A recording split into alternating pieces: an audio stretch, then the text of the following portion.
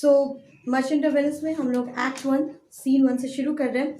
ये एक्ट कहाँ पे, ये सीन कहाँ पे मतलब हुआ है, क्रिएट हुआ है, ये आपको मैं बता दूँ।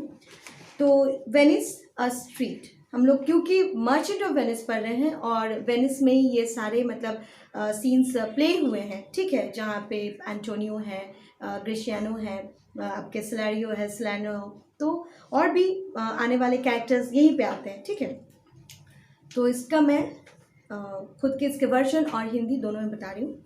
Antonio, in sooth I know not why I am so sad, if where is me you say it, where is you? But how I caught it, found it, or came by it, what stuff it's made of, whereof it's born, I am to learn. Antonio बोलता है, मैं हिंदी में बता रही हूँ, सचमुच मैं नहीं जानता कि मैं आज क्यों उदास हूँ। इधर मैं परेशान हूँ, उधर कहते हो, मतलब ग्रेशियानो से बोल रहा है, उधर कहते हो, ग्रेशियानो नहीं है यहाँ पे, आपके सलाइनो है जो हमारे एक्ट में आए हैं, कि तुम परेशान हो, मगर क्यों, कैसे और किस वजह से ऐसा हो रहा है, इसका रूप क्या है और आखिर इसकी जड़ क्या है, मुझे नहीं मालूम कि दिमागी परेशानी ने मुझे इतना पस्त क्यों कर दिया है कि मैं खुद अपने को नहीं पहचान पा रहा।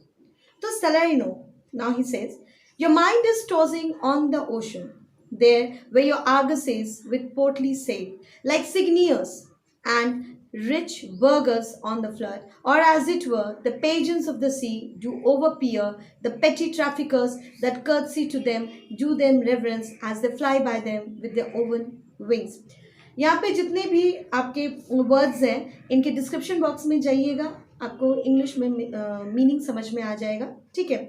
बहुत सारे ऐसे वर्ड्स हैं जो आपको नहीं समझ में आएंगे। तो सलाइनो बोलता है, तुम्हारा दिमाग तो इस समय समुद्र पर लहरा रहा है, जहां माल लदे हुए तुम्हारे जहाज यात्रा पर हैं, उसी प्रकार जैसे बड़े सरदार और रईस लोग छोटे लोगों की भीड़ में, या ये जहाज समुद्र में ऐश्वर्य के भव्य निशानों की तरह अपने से छोटे जहाज़ों पर शान से दृष्टिपात करते हुए, जो इन्हें सर झुकाकर आदर से एक ओर होकर इनको जिन पर पताकाएं लहरा रही हैं गुजर जाने का रास्ता देते हैं। देखिए इसका मतलब क्या बोल रहा है, सलाइनो बोल रहा है एंटोनियो से कि तुम्हारा दिमाग जो है शांत नहीं है, तुम्हारा दिमाग जो है वो तुम ये जो मर्चेंडाइज शिप, तुम्हारे जितने भी व्यापारी जहाज जा रहे हैं, ठीक है, मतलब सेल पे जा रहे हैं, बिजनेस करने जा रहे हैं, तो ये सब क्या है, तुम्हारा दिमाग उन लहरों पे है, उन जहाज़ों के साथ गया है, तुम इसीलिए शांत नहीं हो, इसीलिए इतने परेशान हो, ठीक है। तो अब यहाँ पे क्या हो रहा है, आगे हम लोग बढ़ रहे हैं। Salanio, believe me, sir, had I such venture forth, the better part of my affections would be with my hopes abroad. I should be still plucking the grass to know where sits the wind, peering in maps for ports and piers and roads, and every object that might make me fear misfortune to my ventures, out of doubt, would make me sad. Okay, Salanio क्या बोल रहा है? विश्वास रखो, यदि मेरा ध्यान उस खतरों की ओर होता तो मेरा अधिकांश मन समुद्र पार में ही लगा होता। मैं तो अब भटक रहा हूँ घास के तिनकों की तरह, हवा की सही दिशा को जानने के लिए। मेरे हाथ में समंदर, शहर व अन्य सड़कों के नक्शे होते और बिना शक समुद्री खतरों के हर ऐसे क्षण मुझे उदास कर सकते थे। मतलब सलानियो बोल रहा है कि मैं खुद अगर तुम्हारी जगह पे होता तो मेरी भी बिल्कुल यही स्थिति होती, तुम परेशान हो, मैं भी परेशान होता, और मैं तो पता नहीं हर समुद्री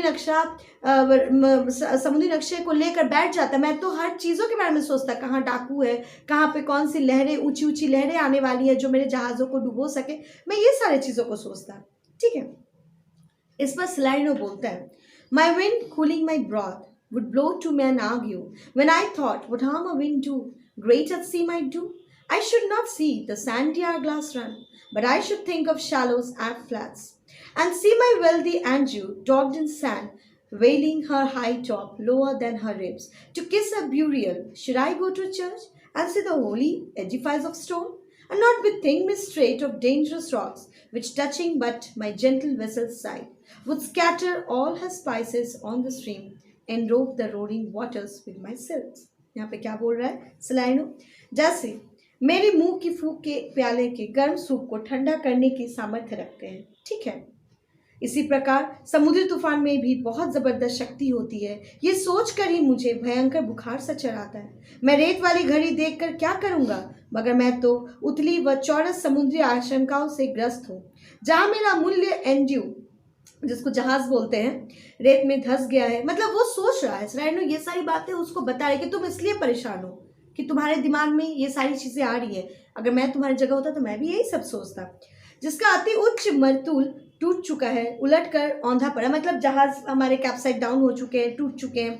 मतलब ये सारी चीजें उसके दिमाग में एक इमेजिनेटिव स्क्रीन, मतलब सीन क्रिएट कर रहा है कि मेरे जहाज़ों के साथ, मतलब मर्चेंडाइज शिप के साथ ऐसा हो सकता है। तो मैं तो परेशान होता ही भाई, 3 जहाज जा रहे हैं, इतने महंगे महंगे जहाज में सामानों को लादा गया, वो तो जरूर सोचता। ठीक है, तो उसकी पथरीली बनावट से मुझे समुद्री पथरीली चट्टानों का अनायास ध्यान हो आता है। कहाँ का? यदि मैं गिरजाघर जाता तो, जिनकी नोकों की रगड़ से मेरा वो शानदार जहाज कहीं टकरा न गया हो और उस पर लदे हुए बेशकीमती मिर्च मसाले और बहुमूल्य रेशमी वस्त्र समुद्र के फेनिल पानी पर तैर रहे हों। ठीक है, इसके बाद हम लोग आते हैं, फिर से बोलते हैं, I am in worth but even now worth this and now worth nothing. Shall I have the thought to think on this and shall I lack the thought that such a thing be hanced or be chanced would make me sad. But tell not me, I know Antonio, I sat to think upon this merchandise.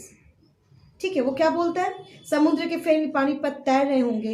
1 minute पहले जिस बेशकीमती जहाज की कीमत भी आंखों नहीं जा सकती थी, अब उसका कोई मूल्य नहीं रहा। मेरे विचारों में यही भूत बसा है कि कहीं ऐसी दुर्घटना न घट जाए तो क्या मैं उदास नहीं होऊंगा। मना मत करो एंटोनियो कि तुम्हारी परेशानी की ये वजह नहीं है, यही कारण है कि तुम एकदम विक्षिप्त हो, मतलब तो एकदम तुम परेशान हो, पागलों जैसे परेशान हो रहे हो। ठीक है, क्योंकि जहाज़ों में तुम्हारा बेशकीमती माल लदा हुआ है। Antonio, believe me, no, I thank my fortune for it. My ventures are not in one bottom trusted, not to one place, nor is my whole estate upon the fortune of this present year. Therefore, my merchandise makes me not sad. Antonio बोलता है, तुम मेरा विश्वास करो, समुद्र पर जहाजों के माल की मुझे कोई चिंता नहीं। भगवान मेरे माल की रक्षा करेगा, क्योंकि एक जहाज ही तो नहीं जिसमें मेरे एकमात्र संपत्ति भरी हो, नहीं कई जहाज है जो एक ही जगह जा रहे हो। और भाई, नहीं ऐसा है कि मेरा सारा ही व्यापार इसी माल पे स्वाहा हो जाए, मतलब मैं इस पर डिपेंडेंट नहीं हूँ। ठीक है, मेरे बहुत सारे मर्चेंडाइज शिप जा रहे हैं और भी मेरे पास बहुत सारे काम धंधे हैं, इसलिए समुद्र पार जहाज़ों के माल से मुझे क्या परेशानी हो सकती है।